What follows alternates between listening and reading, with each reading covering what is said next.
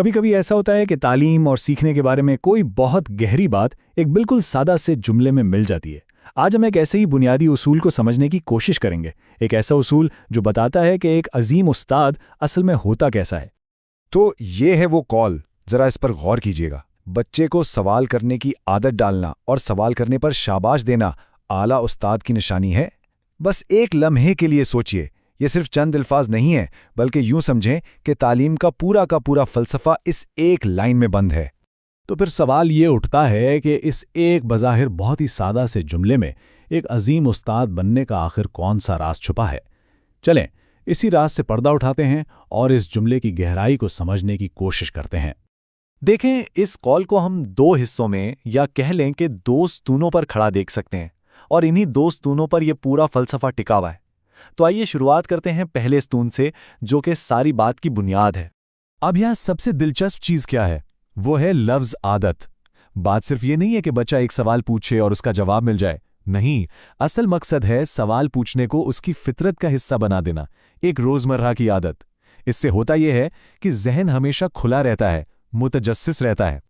अच्छा, तो ये आदत इतनी ज़रूरी क्यों है? सबसे पहली बात तो ये कि इससे तजस्सुस पैदा होता है, और सारा इल्म तो शुरू ही तजस्सुस से होता है ना? फिर ये तनकीदी सोच यानी क्रिटिकल थिंकिंग को बढ़ाती है। मतलब बच्चा सिर्फ सुनी सुनाई बात मान नहीं लेता, बल्कि उस पर गौर करता है, उसे परखता है, और सबसे अहम, ये चीज़ बच्चों को रट्टा लगाने की रविश से निकालकर दुनिया को समझने और उससे जुड़ने की तरफ लाती है। यूं समझें कि सीखना एक मजबूरी नहीं, बल्कि एक दिलचस्प सफ़र बन जाता है। तो ठीक है, पहला स्तून तो हो गया आदत डालना, लेकिन सवाल यह है कि इस आदत को पक्का कैसे किया जाए, इसे मजबूत कैसे बनाया जाए। और यही सवाल हमें लेकर चलता है हमारे दूसरे स्तून की तरफ, जो उतना ही अहम है जितना कि पहला। और वो दूसरा स्तून है शाबाश देना। ये बहुत अहम है।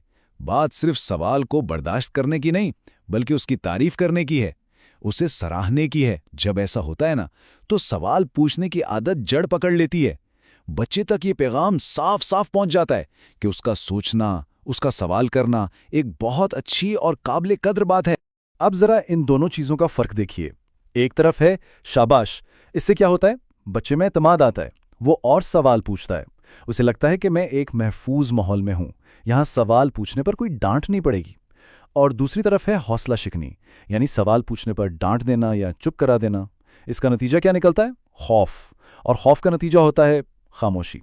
इस तरह हम अनजाने में तजस्सुस को सजा दे रहे होते हैं और सीखने के पूरे अमल को एक बेचैनी भरा काम बना देते हैं। तो अब तक हमने दोनों सुतूनों को अलग अलग देखा। अब वक्त है इन दोनों को जोड़ने का और ये देखने का कि ये मिलकर कैसे एक अजीम उस्ताद की निशानी बनते हैं। ये बिल्कुल एक फॉर्मूले की तरह है। पहला कदम सवाल करने की आदत डालें, दूसरा कदम इस आदत को शाबाश देकर मजबूत करें, और नतीजा क्या निकलेगा, एक आला उस्ताद की पहचान। जब ये दोनों चीजें मिल जाती हैं ना, तो एक जादू होता है।